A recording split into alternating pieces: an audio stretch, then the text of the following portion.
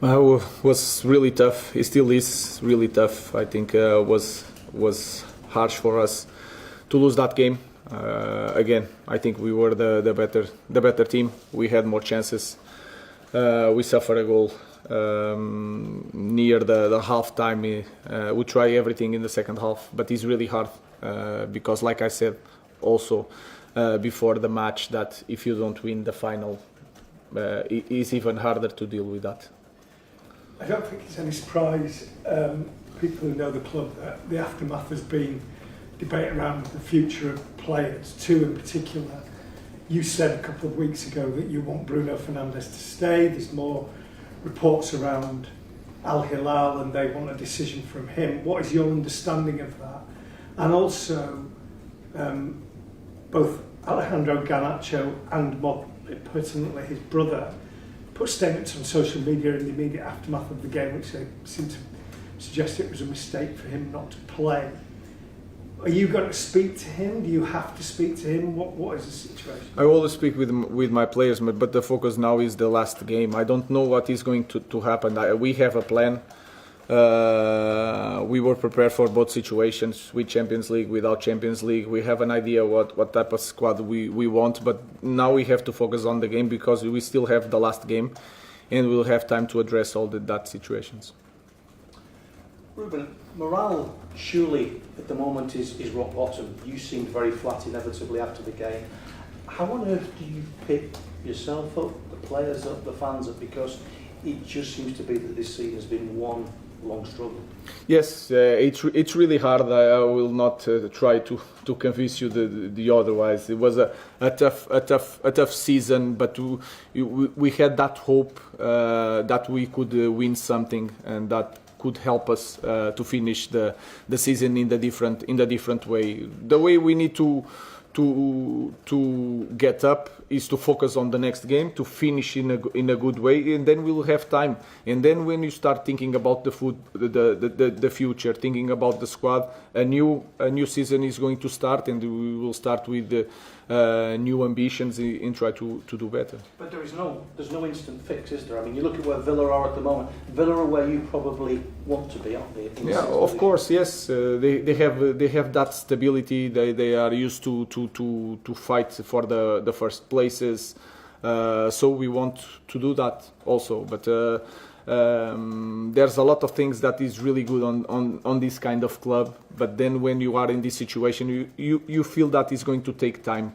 But we can improve. And when you say time, I mean, how many windows are you looking at? No, it's not windows, and sometimes we don't know. Things can change fast, but to reach that kind of level that we need to be as a Manchester United is going to take time. But things I cannot say how many windows, how many years we need to reach that point, but we can improve. That is clear. First. With that in mind, Ruben, the fact that you probably need to make a lot of changes to the squad, are you looking at that challenge as something that you think you will enjoy, or are you worried about how difficult it's going to be to juggle everything? I think these 6 months was really hard. A lot of changes, not just for me, for all the club. We did so many changes inside our club that sometimes it takes a lot of like 5 years or 3 years to change all the personnel and to change a lot of things. We changed coach in the middle of the season. The way they play, we changed. So was a really tough season. Now is that part that we need to enjoy and to focus on the future and to be positive, because we know what to do. I know how I want to play. That is clear. With all the mistakes that you guys can point to me, I know how I want to play, and that now is the excitement moment that we can change something. Yeah. Luke Shaw said after the game that players need to reflect on whether they are good enough to get Manchester United back. How many players in your squad do you believe are good enough to get Manchester United? Again, we have this game against Aston Villa, and we need to focus on that. This is not over, so we want to finish in a good way in front of our supporters. So that is important. The rest, we are going to assess the squad. We know what to do. I will say it again, and we'll deal with that when the season is finished. Is not finished yet. Ruben, you famously said before you joined here that you would have preferred ultimately to join at the end of the season around this time. I'm just wondering, the past 6 months you were talking about the challenges there. Have you been able to understand the club better, understand the problems of the club, or is there a part of you that actually still kind of wishes the club had maybe said, yeah, sure, come at the end of the season? In this moment, I'm really glad that I arrived 6 months before we start a new season. But I think we are going to avoid a lot of mistakes, and would be in the next season. So I think we now is the time that we can use all that suffering to change things in the summer. And when I say in the summer, it's not just the players. There's a lot of things that we need to change in our club. So we are doing that. We did that for 6 months. We changed in every aspect of our club. So I'm really glad in this moment. We suffer a lot, but I'm really glad that I arrived 6 months because it's going to help me a lot in the next season.